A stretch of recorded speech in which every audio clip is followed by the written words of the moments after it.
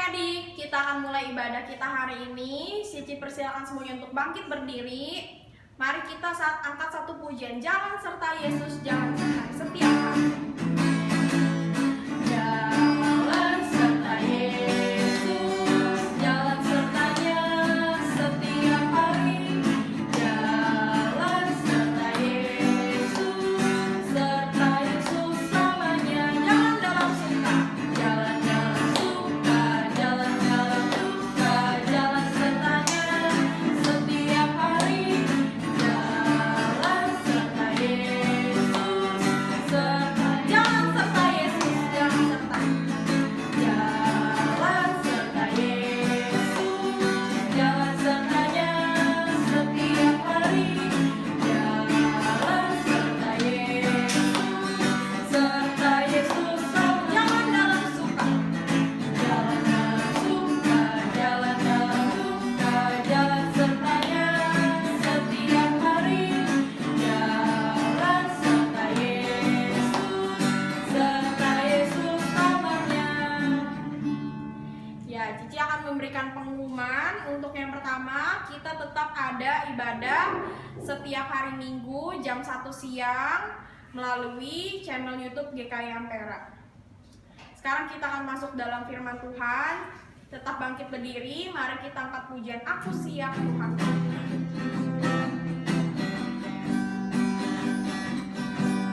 Aku siap Tuhanku, segenap hidupku serahkan. Aku siap, aku siap Tuhanku, curahkanlah Roh Kudus-Mu. Aku siap Tuhan. Aku siap Tuhanku, segenap hidupku serahkan. Aku siap, aku siap Tuhanku, curahkanlah Roh Kudus-Mu. Siap. Mari kita bersatu dalam doa. Bapa kami di surga, kami datang kepada Tuhan, mau mempelajari firman-Mu pada hari ini. Kiranya Tuhan boleh tolong kami, biarlah Allah Roh Kudus yang membantu kami untuk mengerti firman yang disampaikan oleh guru kami hari ini. Kami menyerahkan waktu ke depan dalam tangan Tuhan saja. Di dalam nama Tuhan Yesus Kristus kami berdoa dan mengucap syukur. Amin. Halo, selamat malam adik-adik. Kita akan mendengarkan firman Tuhan. Sebelumnya lipat tangannya, tutup matanya. Mari kita bersatu dalam doa. Ya Tuhan, sungguh kami mengucap syukur atas kesempatan yang Tuhan berikan kepada kami. Sebentar kami akan mendengarkan firman Tuhan. Kiranya Tuhan yang memimpin kami agar kami bisa mendengarkan dengan baik dan melakukannya. Di dalam nama Tuhan Yesus kami sudah berdoa dan mengucap syukur. Amin. Cici akan melanjutkan firman Tuhan minggu lalu, yaitu dari Paulus berlayar ke Roma. Kalau kita buka di Alkitab itu, Kisah Para Rasul 27 ayat 14 sampai 44. Sebelumnya Cici mau ajak kalian itu untuk baca ayat 14 sampai ayat yang ke-19 terlebih dahulu. Kita baca sama-sama ya, ayat 14 sampai ayat yang ke-19. Kapal terkandas, tetapi tidak berapa lama kemudian turunlah dari arah pulau itu angin badai yang disebut angin timur laut. Kapal itu dilandanya dan tidak tahan menghadapi angin laluan.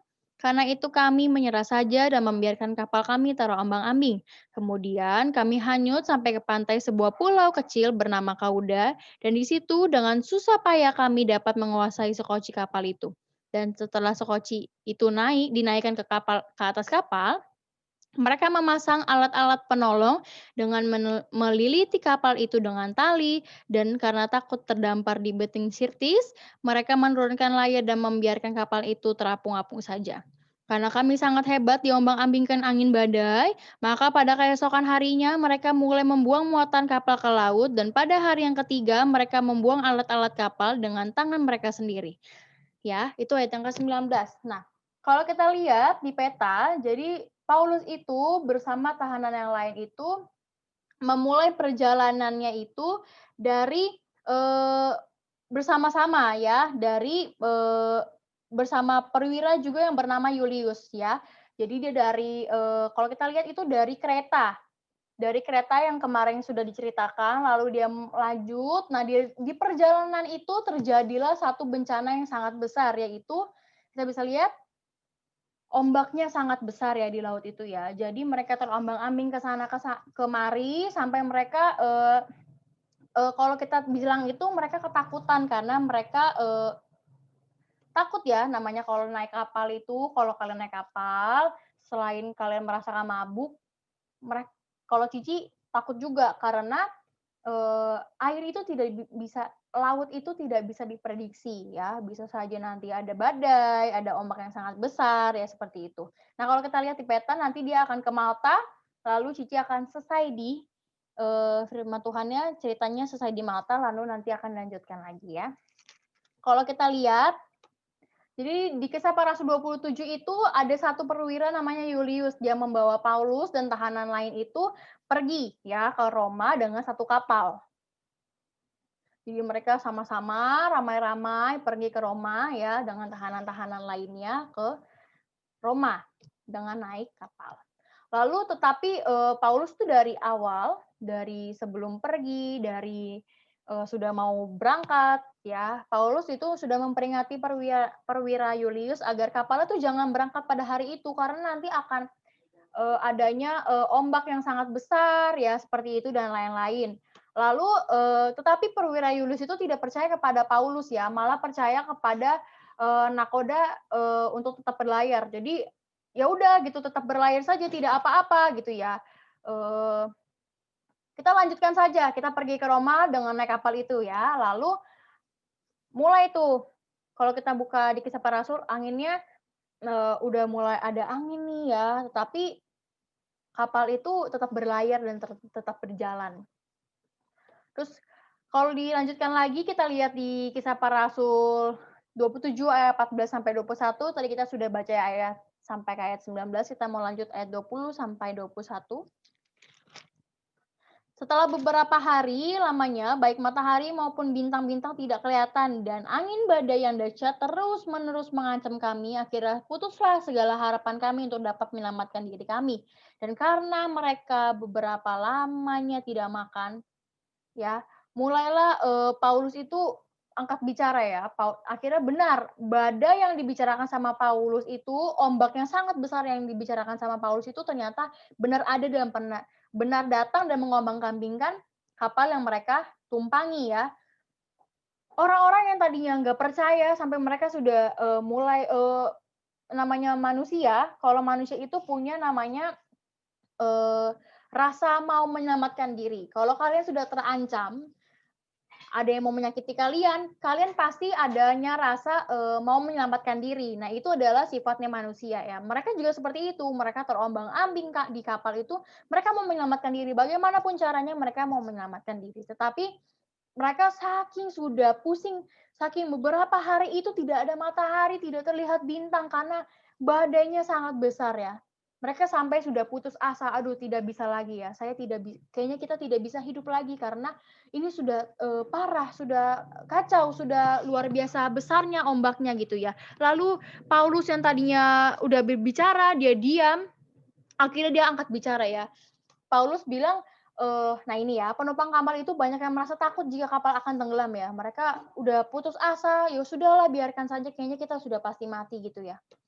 Lalu Paulus bilang, waktu itu ada malaikat ya, kemarin itu ada malaikat Allah datang ke saya dan dia kasih tahu satu berita yang besar, satu berita yang baik, kalau kita semua itu akan selamat ya. Allah bilang kalau kita semua itu akan selamat. Jadi kalian nggak perlu takut, kalian nggak perlu susah. Aduh, saya nggak akan hidup nih, nggak perlu seperti itu. Kalian akan hidup ya. Kalian nggak perlu takut, kalian pasti hidup. Paulus sudah bilang seperti itu karena Allah yang sendiri yang mengutus malaikat untuk berbicara kepada saya ya. Saya dan kalian seisi kapal ini akan hidup, tidak perlu takut ya. Lalu orang-orang itu yang tadinya kalau kita baca ya kita lanjutkan di ayat 21 di 21 dan karena mereka beberapa lamanya tidak makan, berdirilah Paulus di tengah-tengah mereka dan berkata, "Saudara-saudara, jika sekiranya nasihatku dituruti supaya kita jangan berlayar dari Kreta, kita pasti terpelihara dari kesukaran dan kerugian ini ya." Kita mau lanjut ke ayat yang 23. Karena tadi malam seorang malaikat dari Allah, yaitu dari Allah yang aku sembah sebagai miliknya berdiri di sisiku ya. Malaikat itu bilang, "Jangan takut Paulus, engkau harus menghadapi kaisar ya." Jadi Paulus itu bagaimanapun caranya kayak Paulus memang harus ke Roma ya. Jadi jangan takut, kalian semua pasti hidup, kalian semua pasti selamat gitu ya. Lalu udah beberapa hari mereka terombang-ambing di lautan itu. Lalu mereka sudah kelaparan, ya mereka tidak nafsu makan mungkin karena mereka takut ya. Lalu Paulus melihat mereka, "Ayo." Paulus ngajak mereka makan ya, "Ayo kita makan, sama-sama kita makan." Kita juga butuh asupan ya.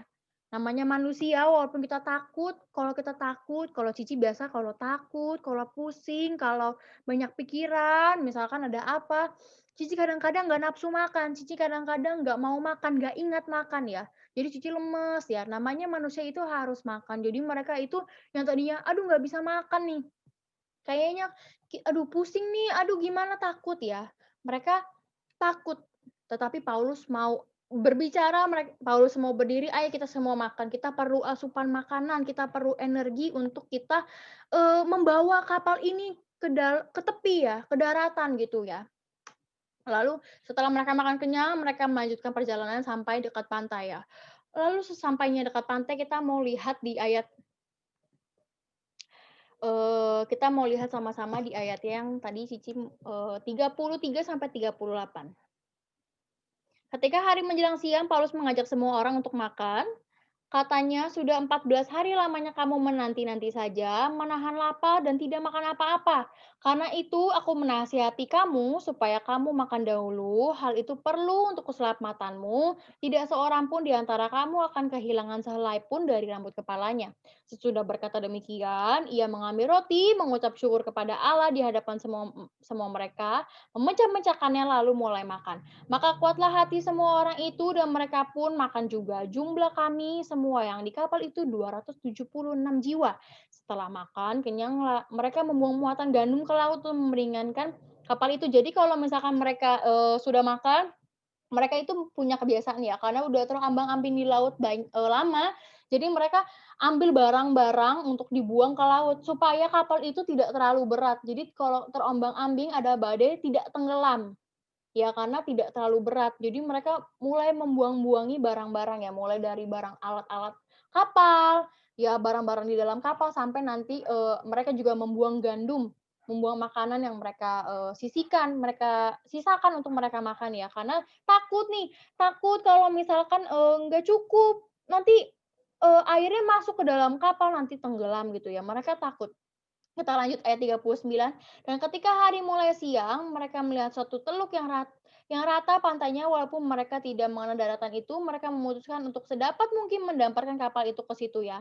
Kalau kita lihat, itu namanya nanti mereka akan sampai di satu daratan yang kalau kita lihat itu namanya, Malta. Jadi ternyata daratan yang mereka lihat itu adalah daratan Malta. Daratan yang mereka lihat dari, "Aduh ada daratan," gitu ya, mereka mulai, punya, "Ayo kita harus, mendaratkan kapal ini di daratan itu." Mereka punya pikiran seperti itu, namanya daratan Malta nanti ya. Lalu di ayat yang ke-42, tetapi mereka, melanggar busung pasir dan terkandaslah kapal itu. Jadi mereka mau, hajar pasir-pasir di laut itu, jadi di bawah itu sudah ada kayak sudah dekat daratan, jadi sudah hampir tergeser gitu. Jadi kapalnya sudah di bawahnya itu udah kena di bawahnya lautan gitu ya. Jadi mereka udah mau paksa kapal itu untuk sampai ke daratan itu ya, tetapi nggak bisa, kapal itu nggak kuat, akhirnya kapal itu hancur. Ketika kapal itu akan hancur semuanya dan tenggelam. Dan mereka mau tidak mau harus loncat. Mereka tidak mau harus, berenang ke dalam air lalu berenang ke daratan ya. Mereka harus mau tidak mau harus melakukan itu ya. Pada waktu itu prajurit-prajurit di ayat 42, Pada waktu itu prajurit-prajurit bermaksud untuk membunuh tahanan-tahanan supaya jangan ada seorang pun yang melarikan diri dengan berenang. Jadi prajurit, namanya ada tahanan ya, ini tahanan nanti akan lari nih. Nanti mereka berenang ya, mereka nyampe di daratan mereka akan lari. Tetapi ada satu perwira, yang tadi perwira itu namanya Julius ya, dia ingin menyelamatkan Paulus, maka itu dia menggagalkan maksudnya prajurit-prajurit, mereka dan memerintahkannya, jangan dibunuh," gitu ya, jangan dibunuh supaya orang-orang yang pandai berenang lebih dahulu terjun aja ke laut dan naik ke darat gitu ya. Ya udah semua orang yang bisa berenang boleh turun ke lautan, nanti kalian boleh sampai ke darat lebih dahulu gitu ya. Akhirnya dan supaya orang-orang lain ayat 44, dan supaya orang-orang lain menyusul dengan mempergunakan papan atau pecahan-pecahan kapal, demikianlah mereka semua selamat naik ke darat. Akhirnya mereka semua mulai ya, mulai karena hancur, kapalnya udah hancur, mereka mulai berenang. Berenang aja kita berenang-berenang sampai ada orang-orang yang menggunakan kepingan-kepingan kapal itu untuk terombang-ambing sampai ke daratan. Ya mereka melakukan segala hal ya, melakukan segala cara untuk, tetap selamat, untuk tetap, sampai ke daratan di Malta nanti. Ya akhirnya mereka sampai ke daratan, semuanya, tidak ada yang mati, semuanya selamat. Seperti yang dikatakan Allah ya, Allah mengutus malaikat kepada Paulus, semuanya selamat, tidak ada yang mati. Benar-benar dari, awak kapal ya, dari, tahanan-tahanan, dari prajurit-prajurit, perwira sampai Paulus pun semuanya selamat, tidak ada yang mati. Nah, kalau kita mau belajar, apa sih, Ci, maksudnya firman Tuhan hari ini ya? Yang pertama itu ada kedaulatan Tuhan, kita mau belajar kedaulatan Tuhan, apa sih, Ci, kedaulatan Tuhan? Jadi kalau kita simak ulang perjalanan hidup kita, kalau kita pikirkan kembali kehidupan kita yang sudah kita jalani, bagaimana sih semua itu bisa terjadi? Semua itu terjadi pasti adanya kehendak Tuhan, pasti ada campur tangan Tuhan. Tuhan tidak mungkin melepaskan kita begitu saja. Tuhan ada daulat, Tuhan yang mengatur segalanya ya. Dari mulai kita lahir sampai nanti kita mati, Tuhan yang sudah mengatur ya. Lalu kalau begitu, berarti aku santai-santai aja dong, Ci, kan karena Tuhan yang sudah mengatur ya. Kalau misalkan aku nggak perlu takut, aku misalkan nggak naik kelas, karena pasti naik kelas, karena Tuhan udah mengatur yang baik. Ya tidak seperti itu ya, bagaimanapun caranya kita anak Allah itu adalah, anak yang mau melakukan tugasnya, melakukan tanggung jawab. Tuhan sudah memberikan kita tanggung jawab misalkan bersekolah, menjadi pelajar, ya kita belajar sampai nanti kita naik kelas ya. Bukan karena Tuhan yang berdaulat, Tuhan yang akan mengatur semuanya, kita lepas tangan ya. Tidak seperti itu, anak Tuhan itu adalah anak yang bertanggung jawab, anak yang melakukan segalanya itu dengan baik ya. Namun ingat juga bahwa semua itu terjadi bukan hanya untuk kepentingan diri dan kita sendiri juga tetap harus berusaha ya. Karena adanya kedaulatan Tuhan dalam hidup kita, maka orang lain juga bisa mengetahui, bisa melihat, bisa merasakan kedaulatan Tuhan di dalam hidupnya karena bersama-sama dengan kita, berdekatan dengan kita anak-anak Tuhan. Jadi orang lain pun bisa merasakan seperti Paulus ya. Paulus adalah anak Tuhan. Tuhan menyatakan kedaulatannya kepada Paulus. Orang-orang lain yang tidak mengenal Tuhan, yang tidak mengenal Allah seperti perwira, prajurit, awak kapal yang lain, tahanan-tahanan lain tidak mengenal Tuhan, bisa merasakan kedaulatan Tuhan, bisa merasakan campur tangan Tuhan di dalam hidupnya ya. Mereka semua selamat ya, karena ada kedaulatan Tuhan ya. Tuhan yang menyelamatkan mereka ya. Tuhan menyelamatkan Paulus, Tuhan juga menyelamatkan segala isi kapal ya. Lewat kita. Seperti kita ya, seperti Paulus, lewat kita juga Tuhan menyatakan kedaulatannya dan membuat orang lain merasakan kedaulatan Tuhan ya. Kalau kita bisa baca, kita sebagai anak Allah yang berada di tengah masyarakat Indonesia ya. Kalau kita lihat di masa pandemi seperti ini, mulai dari pengajaran, belajar ya, cara kita belajar nggak seperti dulu lagi, nggak offline ya online, susah, segala tugas ya. Orang-orang di sekitar kita itu terpuruk ya, kita juga terpuruk, tetapi kita sebagai anak Allah Tuhan mencukupi segala kebutuhan kita ya. Cici masih bisa berkuliah dengan baik, kalian masih bisa bersekolah dengan baik, mengerjakan tugas dengan baik, masih bisa setiap hari makan ya, Cici masih bisa makan, kalian masih bisa makan, tetapi banyak orang di luar sana yang terkena dampak pandemi Covid ya. Jadi mereka susah, mereka nggak bisa makan, ada yang, kekurangan makanannya, nggak bisa sekolah, berhenti sekolah ya. Bagaimana kita sebagai sebagai anak Allah, yang melihat orang lain seperti itu, kita membantu mereka ya. Bukan karena hanya kita kasih tahu mereka ayat firman Tuhan, kita kasih tahu mereka Injil, tetapi kita tidak membantu mereka di dalam hal fisik, di dalam hal ekonomi, di dalam hal kebutuhan, kita tidak membantu, kita hanya memberikan Injil. Tidak seperti itu ya, anak-anak Tuhan itu harus seimbang. Kita memberikan penginjilan, kita menceritakan firman Tuhan, kita memberitakan firman Tuhan, Yesus lahir ke dalam dunia, menebus dosa kita, eee, semua kita selamat, tetapi kita juga harus membantu mereka, kita memberikan mereka kebutuhan fisik, ya makanan, segala yang mereka butuhkan. Kita adalah anak Tuhan yang bijaksana. Nah, maka itulah menjadi anak Tuhan yang bijaksana. Nah, di mana lain, orang yang tidak mengenal Allah ya, kita bisa merasakan kedaulatan Allah lewat kita. Kita bisa membantu mereka, ya membantu bagaimana kita menjadi anak yang bijaksana ya, di dalam kehidupan kita. Tidak hanya Injil, ya, "Cici aku sudah memberitakan firman Tuhan." "Iya, bagus, baik sekali." Tapi aku nggak bantu dia, Ci, dia susah makannya, dia kesusahan, dia belajarnya susah, aku nggak bantu. Aku cuman Injil doang, aku memberikan Injil kepada dia, aku memberitakan firman Tuhan. No, kita harus seimbang, kita memberitakan Injil, memberikan mereka juga kebutuhan fisik. Ya, itu namanya anak Tuhan yang bijaksana. Semuanya lipat tangan dan tutup matanya, mari kita bersatu dalam doa. Ya Tuhan, terima kasih Tuhan telah berdaulat atas kami. Tuhan telah memimpin hidup kami, menyelamatkan kami dari dosa. Ya Tuhan, ajar kami agar kami menjadi anak Tuhan yang bijaksana. Anak Tuhan yang mau memberitakan Injil, juga membantu sesama kami ya Tuhan yang belum mengenal Tuhan, menjadi lebih mengenal Tuhan, menjadi mengenal Tuhan yang hidup, yang menebus kami, yang menyelamatkan kami, yang menciptakan segala isi dunia. Kami berterima kasih kepada Tuhan yang telah mau lahir ke dalam dunia, menebus segala dosa kami, menjadikan kami anak-anak Tuhan. Kiranya Tuhan yang memimpin kami, di dalam nama Tuhan Yesus kami sudah berdoa dan mengucap syukur. Amin.